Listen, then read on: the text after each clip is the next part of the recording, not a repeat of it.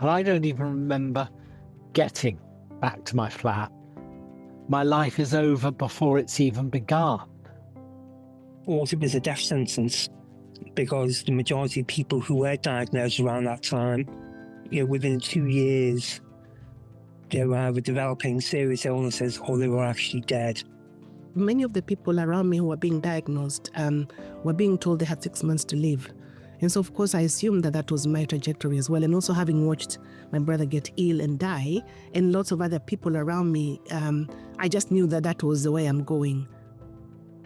In Turkey, they're not surrounded by these type of discourse or conversations where it's normalized, celebrated, being positive. Maybe they're not even aware that a post person can live a fulfilling life.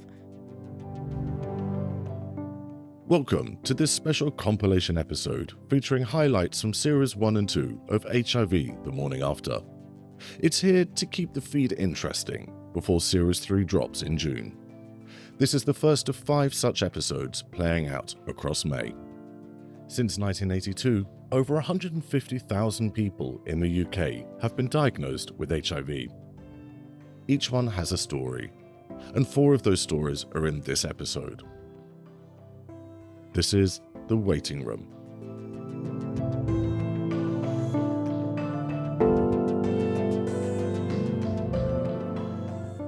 We start in London in 1982. Kraftwerk, The Stranglers, and Tight Fit are riding high in the UK charts. Jonathan Blake is a waiter at the famous Joanna's restaurant in Covent Garden. And London is really horny. We would finish shifts, we would go down to Heaven to kind of just unwind. And it was great. It was a really great place to be. Little by little, I'm aware that sort of I'm beginning to feel uncomfortable and not so well. Most of my kind of lymph nodes begin to swell. I eventually made an appointment to go and see my GP. And I was walking kind of like a gorilla, because these lymph nodes were up under my arms. And so to put my arms by the side was painful. And they were in my groin as well. So I was kind of walking bandy-legged. And as I walked into a room, she said, "Shake my hand." And I shook her hand. And as I sort of reached out, she felt the lymph node in the crook of my right arm. And I went, "Ow, what did you do that for?" Because it was really painful. And she said, "That's the sailor's handshake. Whenever the sailors went into port, they would shake the women's or the men's hands that they were going with. And if that lymph node was up, it was a sign of syphilis. So she suggested that I should go and test. And I always used to go to James Pringle House, which was the sexual health clinic of the Middlesex Hospital that was on Charlotte Street. I arrived there and they were just all over me. And they wanted to do a biopsy of one of my lymph nodes. And they put me in a side ward. When they came back, they basically said, "You have a virus. There is no cure. You've got between 2 and 9 months to live. There will, of course, be palliative care when the time comes." And then they said, "But you can go home."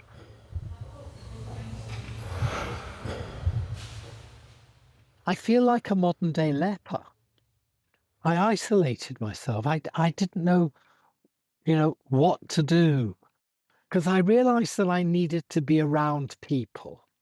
So I would go off to the bars in the East End, but I would stand in the darkest corner. So I wanted to be with people. I wanted to be around people, but I didn't want to engage, because what am I going to do? "Oh, hello, my name's Jonathan. I have this killer virus coursing through my veins." I mean, it's not exactly the best opening line, is it?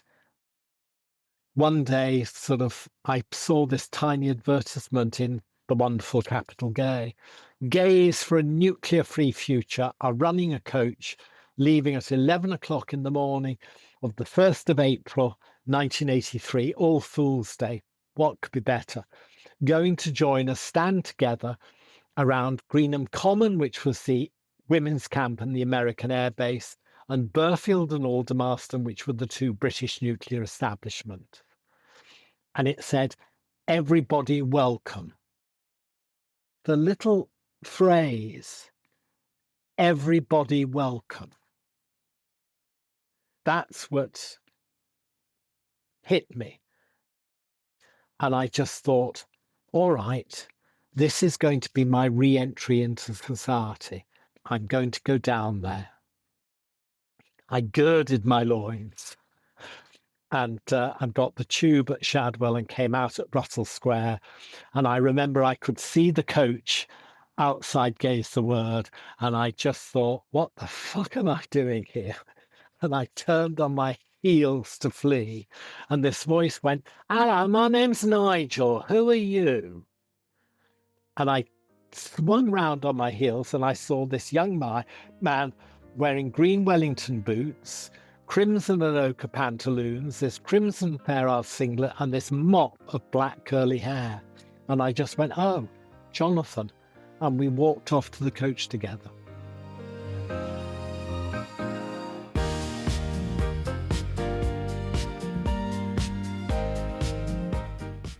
Moving forward now to the Stockaken and Waterman-filled airwaves of 1988, and Liverpudlian Jim Voichas is working at London Weekend Television. His partner at the time has been unwell, leading Jim to decide to go to get an HIV test. I decided to make the decision to go to the GUM clinic at James Pringle House and get tested. And back then, you were only identified by a number to protect your identity and anonymity, even though there were plenty of people in the waiting area who I knew. So you would be sitting there giving each other knowing looks, but unable to really say anything to one another. I was working for London Weekend Television at the time, so I would be going into work, continuing to do what I did every day, trying to keep up a smiling, friendly face to everybody. But you're working really closely with a team. They know your moods in and out, so people would pick up on when something was wrong. So trying to keep that mask on for that couple of weeks was awful. The tube journey was nerve-wracking. And you kind of reach the clinic waiting for them to calling your number out. And you go in and they would ask you if you would like to speak to a counsellor. So you kind of knew what was coming when you spoke to the doctor. And the first words they would say to you was, I'm really sorry to tell you, but you're HIV positive. I just wanted to leave the clinic as quickly as I possibly could, just as I needed to be outside and have some fresh air and gather my thoughts about what I was going to do next. And what I did next, I actually went straight back to work because I thought, I can sit here stewing on this, or I can go to work for a couple of hours, apply my mind to something else, and think about it later. And then the first person I told, strangely, was my boss. And my boss at LWT was a very no-nonsense, very stern chap who a lot of people found unapproachable. And one day, he called me into his office and said, I noticed something wrong. What do you think you noticed was wrong? I just think he noticed that my mood had shifted. And whilst I was still being on the surface, all smiles and being jolly, he clearly picked up on something, like some people do. Of course, it goes through your head, is he going to reject me? Because that's what most HIV people fear the most, is rejection. Whether it's from family, from friends, or your work colleagues, that's what you fear the most, rejection. I just blurted it out. And this is a straight man who, as I say, was quite soft. He just came round this desk, put his arm on my shoulder, and said to me, "Don't worry, everything's going to be okay. Whatever we can do, whatever you need, we'll give it to you." And he did. He stuck by his word.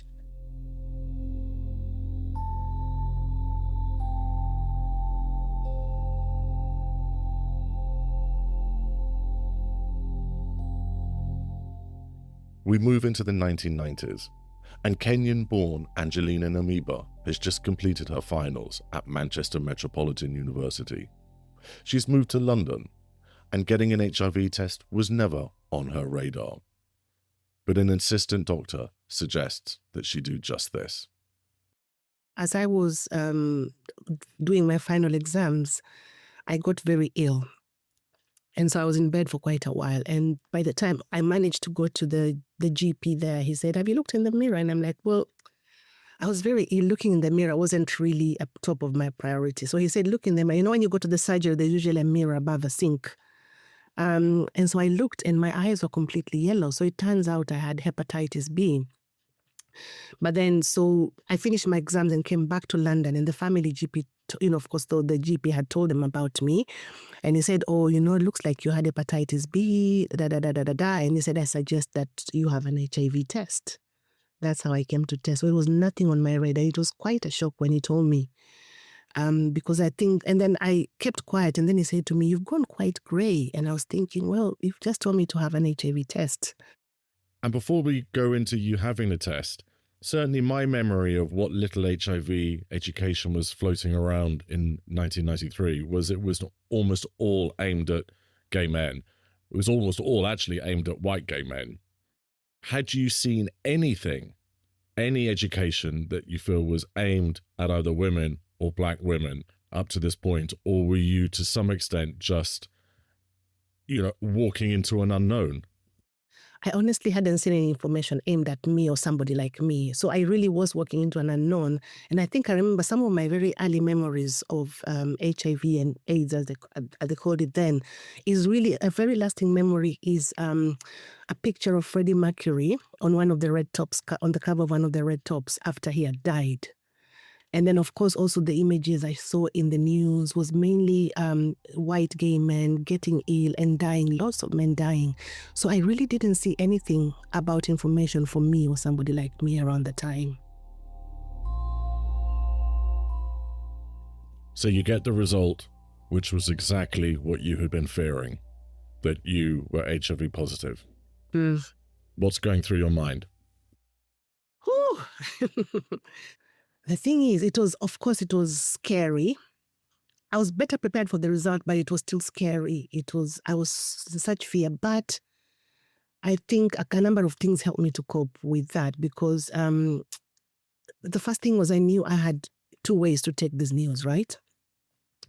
I could either go on the negative side and go on the, blame, why me, negative mode, or because I technically knew I had a very short time to live, I could make the most of the few days I had left, days or months or whatever it was.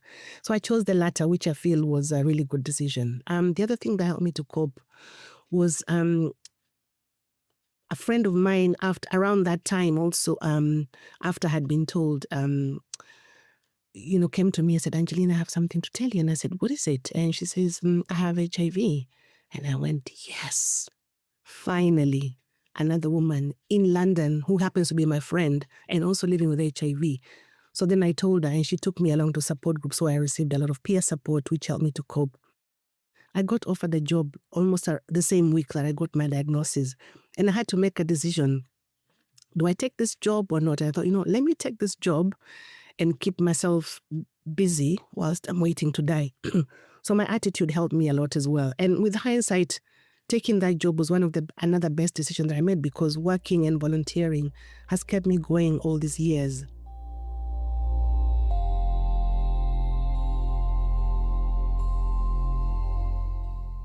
And now we move very much into the recent past. I asked my Kurdish friend Jan to come onto the show and share his diagnosis story. Living in Turkey and with COVID sweeping the planet, he emerges from a gruesome lockdown, locked in a tiny flat. His PrEP bottle is empty, and an overworked healthcare system cannot afford him more. He seeks human connection, and who can blame him? Jan is 27 years old and now lives in London. He's come out 3 times, once about his sexuality, once about his ethnicity as a Kurd, and now about his HIV status. Due to ongoing stigma that he might face, we disguised his voice in the episode. He's one of the youngest guests that I've featured, diagnosed in an era of effective treatment, and yet he still very much carries the weight of a grief legacy. I still do feel it very viscerally. Because the very reason my appeals exist is because of and thanks to their death. I know it's a hard combination to say because of and thanks to, but the reality was this tough time in our modern life, and that failure to recommend HIV early had to happen for me to be able to be sitting in front of right now, healthy, compliant, and no problems, being positive. So yes, I do feel it dearly and viscerally in me every day. I would like to actually commemorate people who couldn't have access to medication during COVID. Many people suffered from that. Every part of the world. In Africa, HIV access programs got disrupted. Now they are disbanded due to the US government's decision. We live in a more conflict-ridden world. Imagine a Ukrainian soldier fighting for his country, not having access to HIV medication due to the war. You could give many examples of conflict, poverty, and international disgrace. And it's still a truth that many people are dying of HIV. If something is given to you, it can be taken away from you, or circumstances can change. I think we should be hyper vigilant to that prospect.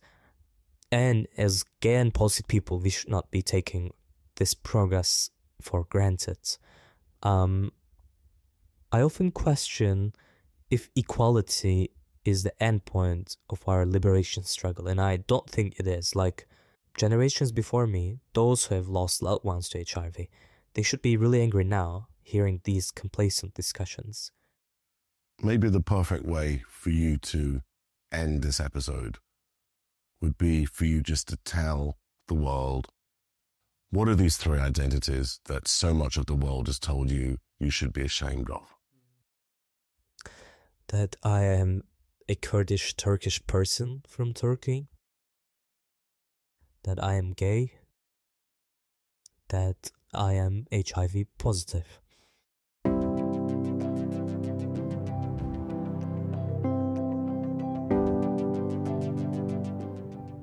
And that brings us to the end of this compilation special, The Waiting Room. The full conversations with Jonathan Blake, Jim Voiches, Angelina Namiba, and Jan are available now on Spotify, Apple Podcasts, YouTube, and wherever you normally listen to podcasts. Thank you to Paul Lee Nidu at UnstoppableMonsters.com for his wonderful theme tune, and to Murray Lang for his continued support. Please rate and review the show as it helps to spread the word. Series 3 of HIV The Morning After begins in June. I've been Dan Hall.